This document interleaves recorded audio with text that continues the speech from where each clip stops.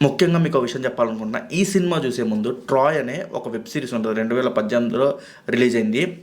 ఆ web series చూసిన తర్వాత ఈ సినిమా చూడండి. ఎందుకంటే అది ఇంగ్లీష్‌లో ఉంటది. సో, అసలు కథ ఏంటి అక్కడ అంటే ఒక స్టోరీ అక్కడ తెలుస్తుంది. ఆ స్టోరీ అయిపోయిన తర్వాత ఈ స్టోరీ మొదలవుతుంది. లేకపోతే 2004లో రిలీజ్ అయింది సినిమా 'ట్రాయ్' అని, అది చూడండి లేకపోతే.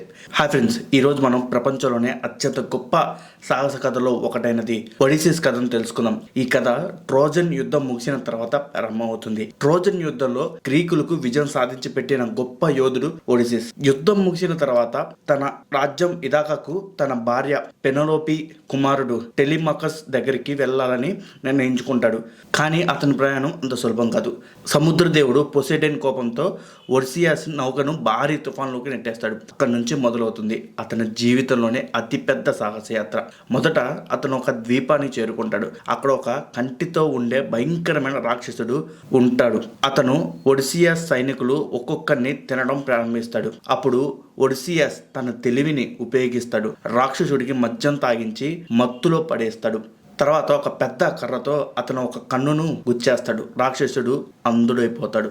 గొర్రెల కింద దాక్కొని ఒడిసియాసిస్ అతని సైనికులు అక్కడి నుంచి తప్పించుకుంటారు. కానీ వెళ్తూ అతని పేరు చెప్పడం వల్ల పాలిమాసిస్ తన తండ్రి అయిన సముద్ర దేవుడు పొసిడెన్ను ప్రార్థిస్తాడు.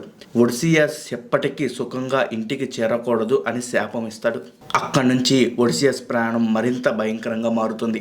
తర్వాత అతను మంత్రగత్త సిరిసే ద్వీపానికి చేరుకుంటాడు. ఆమె అతని సైనికులను పందులుగా మారుస్తుంది. దేవుడు హెమర్స్ సాయంతో ఒడిసియాస్ ఆమె మాయను జయిస్తాడు. చివరికి సిరియస్ వారిని తిరిగి మనుషులుగా మార్చి ముందుగా ప్రమాదాలను గురించి హెచ్చరిస్తాడు.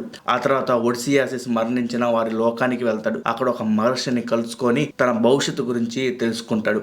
నావికులను చంపే జీవులను కూడా ఎదుర్కొంటాడు. వారి పాటలు వినకుండా ఉండేందుకు తన సైనికుల చెవుల్లో మైనం పోయిస్తాడు. ఆ తర్వాత 2 మహా ప్రమాదాలు ఎదుర్కొంటాడు. ఒకవైపు భారీ సముద్ర రాక్షసులు, మరోవైపు అన్నిటిని మింగేసే మహాసుడిగిన్నం. కొంతమంది సైనికులను కోల్పోయిన ఒడిసియాసిస్ ముందుకు సాగుతాడు. తర్వాత అతని సైనికులు పవిత్ర పశువుల్ని చంపి తింటారు. దాంతో దేవతల కోపంతో అతని నౌకలను నాశనం చేస్తారు. అందరూ మరణిస్తారు. చివరికి ఒడిసియాసిస్ ఒక్కడే ప్రాణాలతో బయటపడతాడు.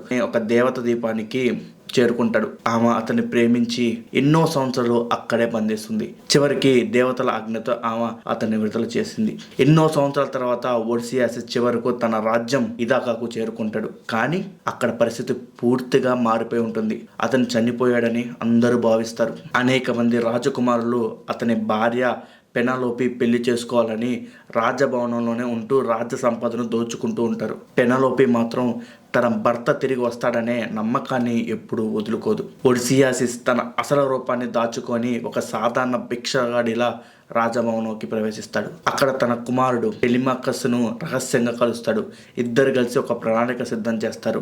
పెనలోపి ఒక పోటీ పెడుతుంది. ఒడిసియాస్ విల్లును ఎక్కుపెట్టి లక్ష్యాన్ని ఛేదించిన వ్యక్తినే తన వివాహం చేసుకుంటానని ప్రకటిస్తుంది. ఎంతమంది ప్రయత్నించినా ఆ విల్లును ఎవరూ ఎక్కుపెట్టలేరు. చివరికి భిక్షగాడు వేషంలో ఉన్న ఒడిసియాసిస్ ముందుకు వస్తాడు. ఒక్క క్షణంలో విల్లుని ఎక్కుపెట్టి లక్ష్యాన్ని ఛేదిస్తాడు. అప్పుడు అతను అసలు రూపాన్ని బయట పెడతాడు.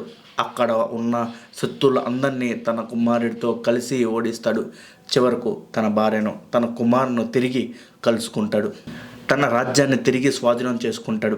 ఇలా యుద్ధం ముగిసిన తర్వాత మరో 10 ఏళ్ల పాటు సాగిన ఒక మనిషి ఇంటి ప్రయాణం ప్రపంచ సాహిత్యంలోనే అత్యంత గొప్ప సాహస గాథగా నిలిచిపోతుంది. ఫైనల్గా నా రేటింగ్ వచ్చేసి 4.5.